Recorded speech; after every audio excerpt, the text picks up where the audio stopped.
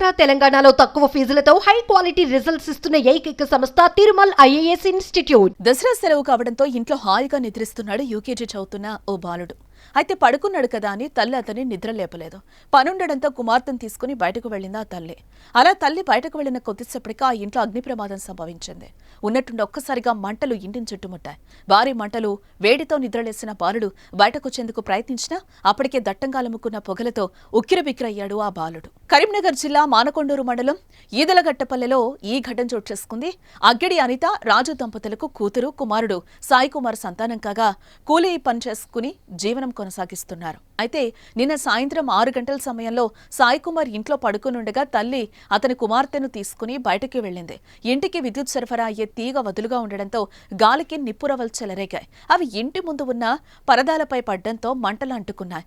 అవి ఇంట్లోకి వ్యాపించగా ఇంట్లో ఉన్న పరదాలకు కూడా నిప్పు అంటుకుంది. నిద్ర మేల్కొన్న సాయి కుమార్ బయటకు రావడానికి ప్రయత్నించినా మంటలు ఎగసిపడుతూ ఉండడంతో వీలు కాలేదు.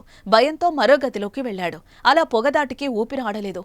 అగ్నిమాపక సిబ్బంది వచ్చి మంట అదుపులోకి తెచ్చి బాలుడిని బయటకి తీసుకురాగా అప్పటికే బాలుడు విగత జీవుడయ్యాడు. ఇంటికి కొద్ది దూరంలోనే ఉన్న తల్లి కుమారుణ్ణి కాపాడుకుందామని పరిగెత్తుకుంటూ వచ్చినా లోపలికి వెళ్లలేని పరిస్థితి ఉండడంతో అయ్యో బిడ్డ అంటూ గుండెలు పగిలేలా రోదించింది. ఒక్కగాని ఒక్క కొడుకు అగ్నికి ఆహుతి కావడంతో తల్లిదండ్రులు రోదనలు మిన్నంటాయి. వారి రోదన్ను గ్రామంలో ప్రతి ఒక్కరిని కన్నీటి పర్యంతం చేశాయి. అభంశుభం తెలియని బాలుడు మృతి చెందడంతో గ్రామంలో విషాద ఛాయలు అలుముకున్నాయి.